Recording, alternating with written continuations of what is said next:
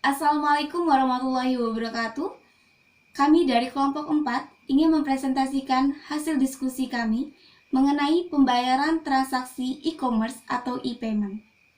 Perkenalkan, nama saya Elina Vitasari. Saya sebagai moderator di kelompok 4. Ada rekan saya yang bernama Ella Septi Sapinka, Fadli Setiawan, Khalifa Nur Halimah, Leni Marlina, Nadia Ramawati, dan Niken Anggraini. Saya akan membahas mengenal e-payment. Apa itu e-payment? E-payment adalah sistem pembayaran yang menggunakan fasilitas internet sebagai sarana perantara. Saat ini banyak sekali startup yang memfasilitasi pihak penjual dan pembeli dengan memberikan jaminan keamanan terhadap transaksi e-commerce. Untuk menjamin keamanan tersebut, startup yang menjadi perantara akan bekerja sama dengan sejumlah lembaga perbankan untuk memulai memfasilitasi e-payment secara aman, cepat, dan praktis. Dengan menggunakan fasilitas e-payment, pihak penjual dan pembeli akan mendapatkan beragam manfaat. Yang pertama yaitu sistem transaksi lebih mudah dilakukan secara universal selama masih berada dalam satu wilayah negara. Misalkan saat ini saya berada di Kalimantan Barat dan saya ingin melakukan transaksi pembayaran ke Pulau Jawa. Dan itu sangat mudah dilakukan karena masih berada di satu wilayah negara. Yang kedua yaitu keamanan transaksi lebih terjaga, yang di mana pembayaran e-payment dilakukan dengan aman dan di tempat yang sudah memfasilitasi pembayaran e-payment. Yang ketiga yaitu penggunaan waktu yang efisien, yang di mana pembayaran e-payment dapat dilakukan kapan saja, di mana saja. Contohnya Indomaret dan Alfamart memfasilitasi pembayaran e-payment seperti dompetku atau wallet. Itu lebih mudah sekali kita melakukan transaksi pembayarannya karena Indomaret dan Alfamart berada di mana saja. Siapa saja pihak-pihak yang terlibat dalam fasilitas e-payment? Yang pertama, tentu saja pihak penjual, karena pihak penjual ingin mendapatkan keuntungan dari pembayaran e-payment. Yang kedua yaitu pihak pembeli, yang dimana pihak pembeli melakukan pembayaran e-payment dengan lebih mudah. Yang ketiga yaitu berupa lembaga bank atau lembaga non-bank, misalkan seperti pembayaran melalui m-banking dan lainnya. Yang keempat yaitu pihak pengontrol seperti pemerintah, yang dimana pemerintah berperan aktif dalam melakukan pengontrolan pembayaran e-payment ini.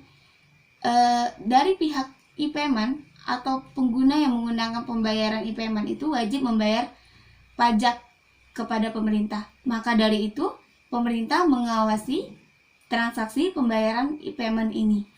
Berikut akan dilanjutkan dengan Ella Septi Sapinka.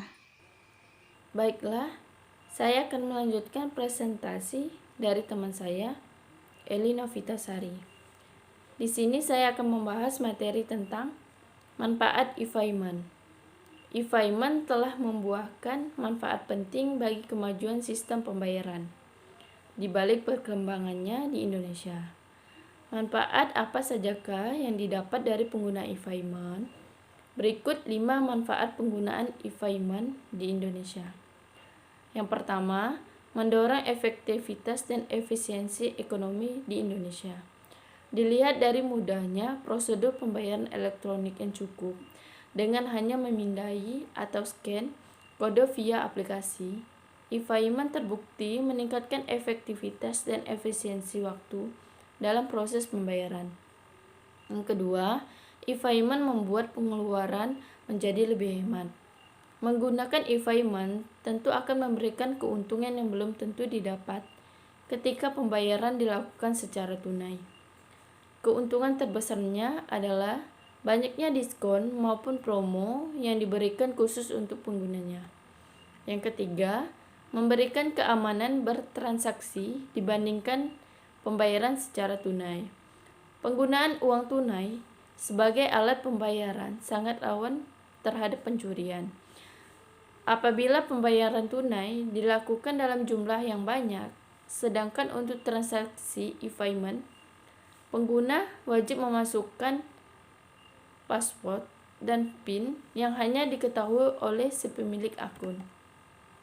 Yang keempat, penggunaan e-payment mengurangi peredaran uang palsu. Semakin minimnya penggunaan uang tunai, maka semakin minim pula peredaran uang palsu di Indonesia. 5. Meningkatkan customer loyalty bagi pelaku bisnis. Loyalitas pelanggan menyebabkan pelanggan untuk melakukan lebih banyak transaksi dengan vendor tersebut. Salah satu cara untuk meningkatkan loyalitas pelanggan adalah dengan menerima media pembayaran dengan e-payment, yang diharapkan dapat membuat pelanggan untuk kembali melakukan transaksi dengan vendor tersebut. Berikutnya akan dilanjutkan oleh Fadli Setiawan. Baiklah, di sini saya akan menjelaskan sistem pembayaran e-payment. Ada 3 jenis sistem pembayaran online yang sering digunakan oleh orang karena tingkat keamanan yang terjamin dan juga aksesibilitas yang mudah, yaitu yang pertama, transfer bank. Yang kedua, kartu kredit. Dan yang ketiga, ada PayPal. Di sini yang akan saya jelaskan yang pertama yaitu transfer bank. Transfer bank adalah metode pembayaran online pertama yang paling sering digunakan adalah transfer bank. Anda bisa melakukannya melalui mobile banking, internet banking, dan ATM. Kelebihannya, ada beberapa kelebihan yang bisa dirasakan seperti keamanan, transfer via ATM atau online, atau banking, atau mobile banking.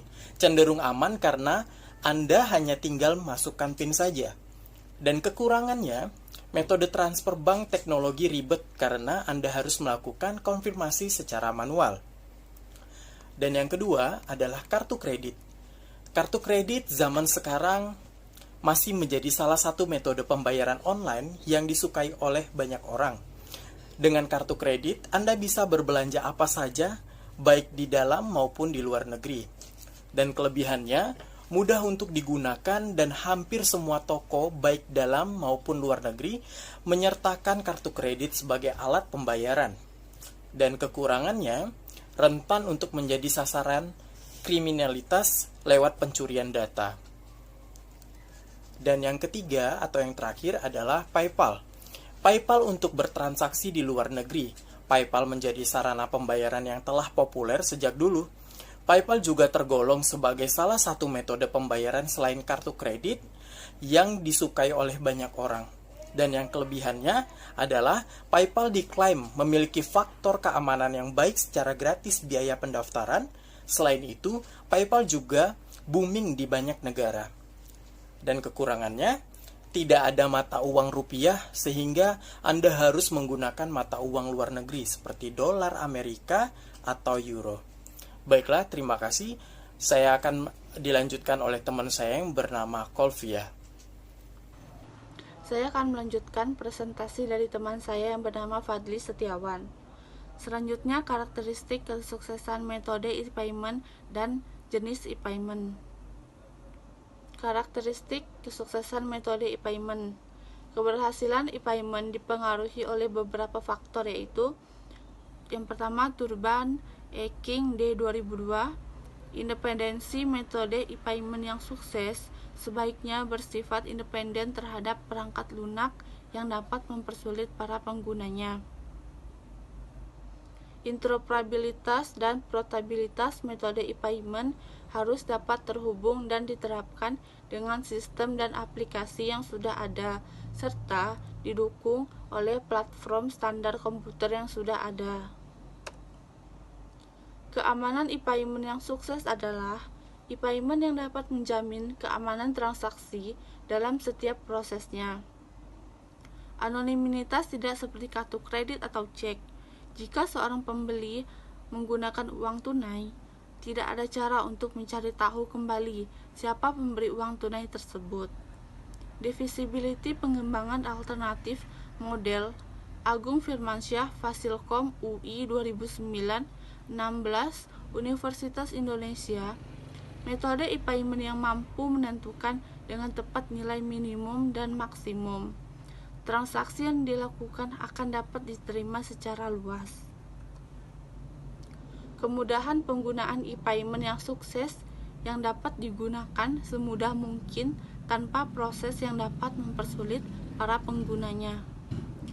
Yang terakhir, biaya transaksi e-payment yang sukses harus dapat memperoleh keuntungan berdasarkan biaya transaksi untuk menunjang keberlangsungan sistem e-payment.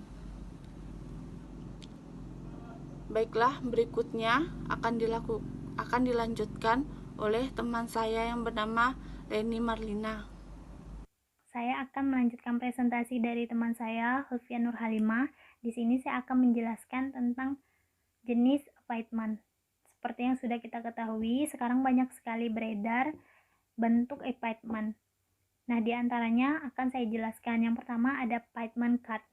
Payment card merupakan suatu pembayaran yang dapat dilakukan dengan menggunakan kartu kredit maupun kartu debit. Di payment card sendiri terdapat dua jenis aplikasi, yaitu e-wallet, di mana pengguna memiliki akun, di dalamnya terdapat data jumlah uang yang mereka miliki pada akun dan digunakan melakukan transaksi jual beli secara online.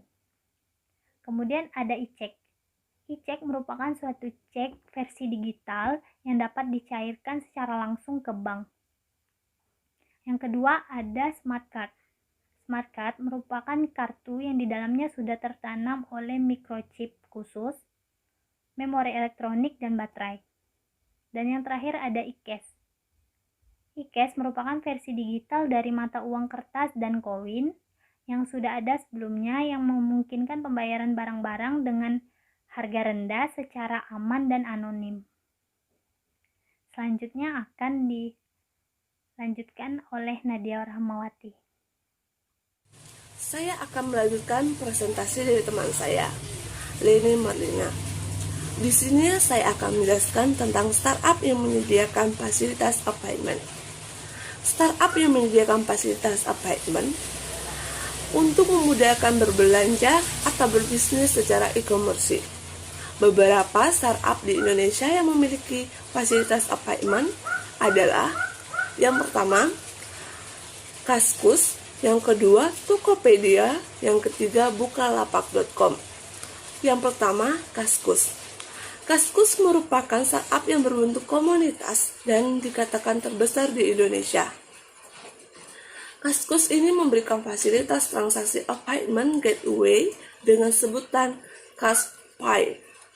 Yang kedua, Tokopedia juga menyediakan transaksi e-payment. Perusahaan startup ini memang memberikan fasilitas transaksi yang sangat aman. Kita bisa membeli apa saja yang kita inginkan dari lapak para penjual yang ada di Tokopedia. Yang ketiga, Bukalapak.com. Perusahaan startup ini hampir sama dengan Tokopedia untuk sistem e-payment. Perbedaan adalah jika Tokopedia kita perlu login terlebih dahulu, di Bukalapak.com ini kita tidak perlu login terlebih dahulu. Kita bisa langsung menunjukkan berbagai lapak yang kita inginkan. Kemudian akan melakukan pembayaran serta proses yang sama dengan Tokopedia, di mana pembayaran tersebut akan memberikan kepada pemilik lapak ketika kamu sudah memberikan konfirmasi bahwa barang sudah diterima. Selanjutnya akan dilanjutkan oleh Niken Anggraini. Saya akan melanjutkan presentasi dari teman saya, Nadia Rahmawati. Di sini saya akan menjelaskan tentang keamanan untuk e-payment. Yaitu yang pertama ada public key encryption, suatu proses pengkodean data mentah menjadi data yang tersamar yang dikirimkan oleh pengirim yang dapat disampaikan oleh penerima dengan aman dengan teknik pemetaan tertentu. Kriteria keamanan yang dipergunakan dalam kriptografi adalah Yang pertama ada kerahasiaan, yang kedua otentisitas, yang ketiga integritas, dan yang keempat tidak dapat disangkal. Yang kedua ada public key algorithm, algoritma kunci publik.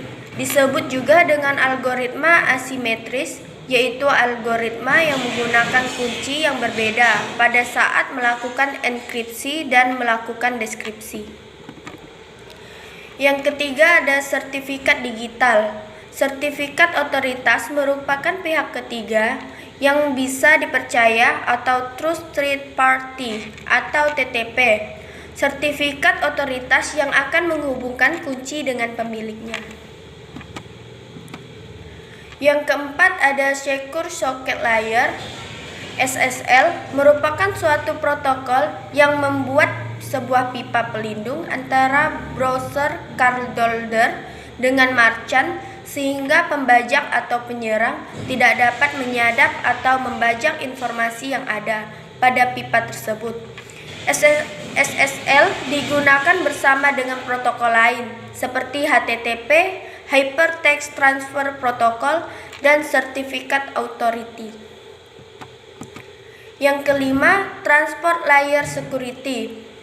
TLS adalah protokol kriptografis yang menyediakan keamanan komunikasi pada internet seperti email, internet banking, dan perpindahan data lain. Dan yang terakhir, keenam, Secure Electronic Transaction (SET) merupakan suatu proses di mana saat sang pemegang kartu kredit akan membayar belanjaannya di website merchant, pemegang kartu akan memasukkan surat perintah pembayaran dan informasi kartu kreditnya ke dalam sebuah amplop digital yang hanya bisa dibuka oleh payment gateway. Sekian presentasi dari saya, berikutnya akan dilanjutkan oleh Eli Novitasari. Baiklah, sekian presentasi dari kelompok kami, kurang dan lebihnya mohon dimaklumi. Wabillahi taufiq wal hidayah. Wassalamualaikum warahmatullahi wabarakatuh.